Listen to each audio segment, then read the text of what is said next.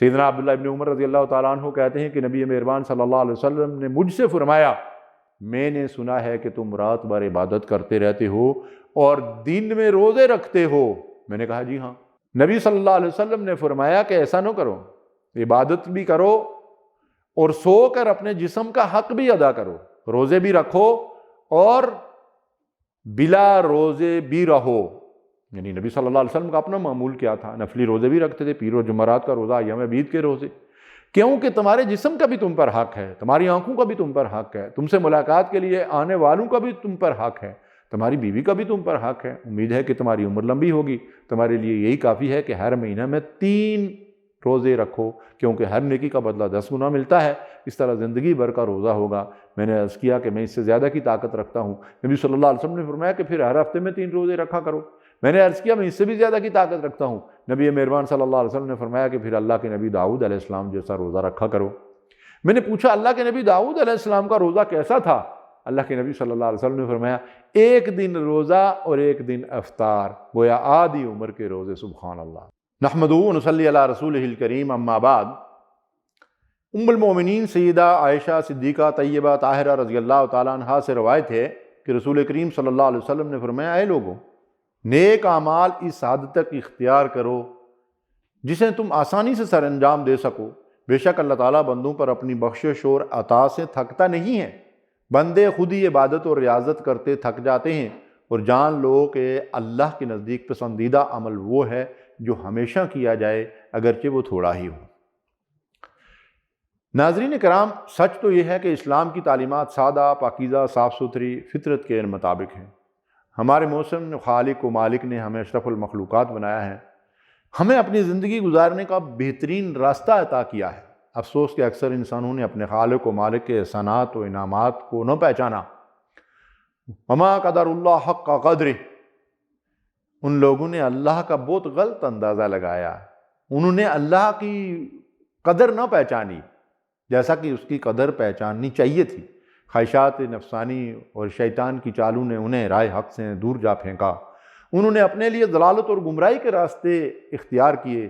اس کے باوجود اللہ کی رحمت بار بار انسانوں پر برستی رہی، اور وہ اپنے نبیوں کو تاریخ انسانیت کے مختلف ادوار میں دنیا کے مختلف علاقوں میں بھیجتا رہا، جو بھٹکے ہوئے لوگوں کو اپنے قول و عمل سے سیدھی اور سچی راہ دکھاتے رہے، یہاں تک کہ آخری رسول محمد رسول اللہ صلی اللہ علیہ وسلم نسل انسانیت کے لیے اسی پیغام حق کے ساتھ تشریف لائے جو حضرت آدم علیہ السلام کو دیا گیا تھا، اور جسے کم و بیش 1,24,000 انبیاء اور رسل نے دنیا کے مختلف قوموں اور انسانوں کے سامنے دہرایا تھا۔ وَلَقَدْ بَعَثْنَا فِي كُلِّ أُمَّةٍ رَسُولًا أَنِ اعْبُدُوا اللَّهَ وَاجْتَنِبُوا الطَّاغُوتَ، ہم نے ہر امت میں ایک رسول بھیج دیا اور اس کے ذریعے سے سب کو خبردار کر دیا کہ اللہ کی بندگی کرو، طاغوت کی بندگی سے بچو۔ رسول پاک صلی اللہ علیہ وسلم نے انسانوں کے خود ساختہ باطل نظریات، فرسودہ خیالات اور غلط رسم و رواج کو مٹا دیا۔ ایسی لایانی باتیں جو ان کے لیے ذلت اور رسوائی کا باعث تھیں، ان سے انہیں نجات دلائی۔ قرآن اس کی یوں شہادت دیتا ہے، یأمرہم بالمعروف وینہاہم عن المنکر ویحل لہم الطیبات ویحرم علیہم الخبائث ویضع عنہم اسرہم والاغلال التی کانت علیہم۔ اللہ اکبر۔ سورہ اعراف۔ وہ انہیں نیکی کا حکم دیتا ہے، کون؟ رسول اللہ صلی اللہ علیہ وسلم۔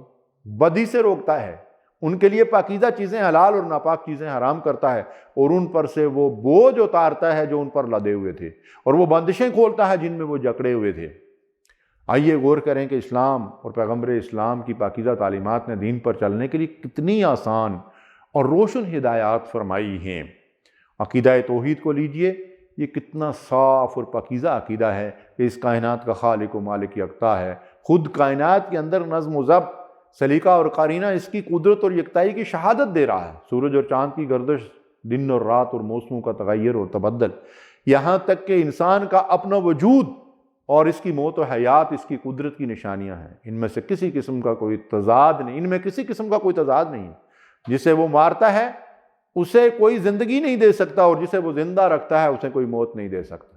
قرآن کہتا ہے لَوْ كَانَ فِيهِمَا آلِهَةٌ إِلَّا اللَّهُ لَفَسَدَتَا، اگر آسمان اور زمین میں ایک اللہ کے سوا دوسرے خدا بھی ہوتے، کوئی اور بھی الہ ہوتا، تو زمین اور آسمان دونوں کا نظام بگڑ جاتا۔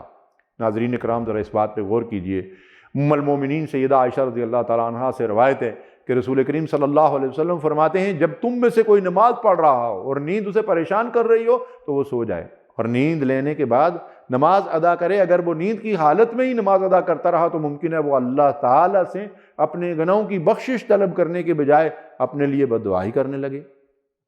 غور کیجئے کہ ادائیگی نماز کے لیے کس قدر آسانی اور سہولت دی گئی ہے۔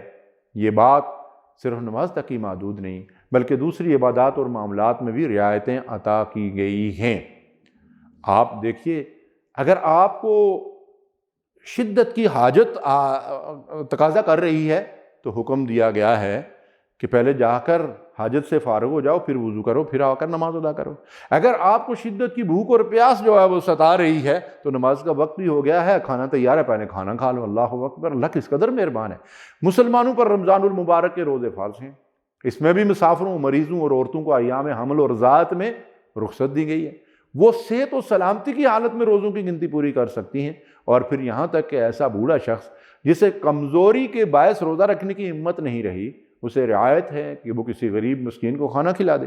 اگر وہ خود ہی مفلوق الحال ہے، غریب ہے، تو اس پر یہ ذمہ داری ساقط ہو جاتی ہے، بلکہ پھر اس کی مدد اور خدمت دوسروں پر واجب ہو جاتی ہے اور ان کے لیے اجر و ثواب کا باعث بنتی ہے۔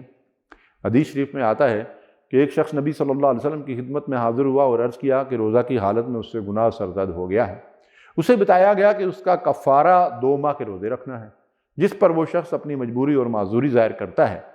اس کے بدلے میں اسے 60 مسکینوں کو کھانا کھلانے کی رخصت دی جاتی ہے، اس پر بھی وہ اپنی تنگدستی اور غربت کے سبب معذرت پیش کرتا ہے۔ اسی اثناء میں نبی صلی اللہ علیہ وسلم کے پاس سے کوئی شخص تقسیم کے لیے کھجوروں سے بھری ہوئی ٹوکری لاتا ہے۔ آپ صلی اللہ علیہ وسلم اس معذور شخص کو دے کر فرماتے ہیں، اسے شہر کے غریب اور مسکین لوگوں میں تقسیم کر دو۔ وہ عرض کرتا ہے کہ مجھ سے زیادہ کوئی غریب گھرانہ نہیں ہے، تو رحمت دو عالم صلی اللہ علیہ وسلم مسکراتے ہوئے فرماتے ہیں، جاؤ خود بھی کھاؤ اور اپنے اہل خانہ کو بھی کھلاؤ۔ سیدنا عبداللہ ابن عمر رضی اللہ تعالیٰ عنہ کہتے ہیں کہ نبی مہربان صلی اللہ علیہ وسلم نے مجھ سے فرمایا، میں نے سنا ہے کہ تم رات بھر عبادت کرتے رہتے ہو اور دن میں روزے رکھتے ہو۔ میں نے کہا جی ہاں۔ نبی صلی اللہ علیہ وسلم نے فرمایا کہ ایسا نہ کرو، عبادت بھی کرو اور سو کر اپنے جسم کا حق بھی ادا کرو، روزے بھی رکھو اور بلا روزے بھی رہو۔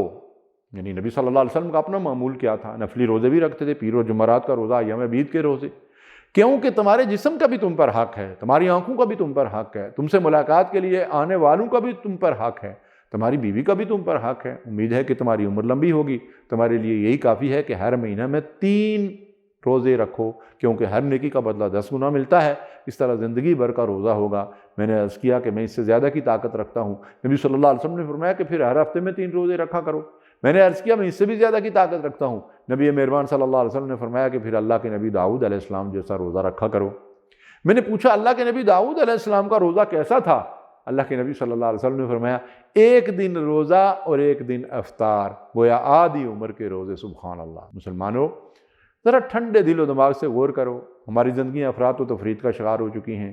یہ اللہ کا شکر ہے کہ اس نے ہمیں مسلمان گھرانوں میں پیدا کیا، مگر اسلامی تعلیمات کی جھلک ہماری زندگیوں میں نظر نہیں آتی۔ اسلام کی تعلیمات تو بڑی آسان ہیں، اگر اس میں کہیں تھوڑی سی مشقت اور تکلیف ہے تو اس میں صبر و عزیمت کی تربیت بھی ملتی ہے، جس کی جہاد میں زبردست ضرورت پیش آتی ہے۔ زندگی میں کئی نشیب و فراز آتے ہیں جہاں صبر و استقامت کے ساتھ ہی حالات پر قابو پایا جاتا ہے۔ دعا ہے اللہ تعالیٰ ہمیں اپنے پیارے نبی صلی اللہ علیہ وسلم کی باتوں کو سمجھنے کی اور ان پر عمل کرنے کی توفیق دے۔ آمین یا رب العالمین۔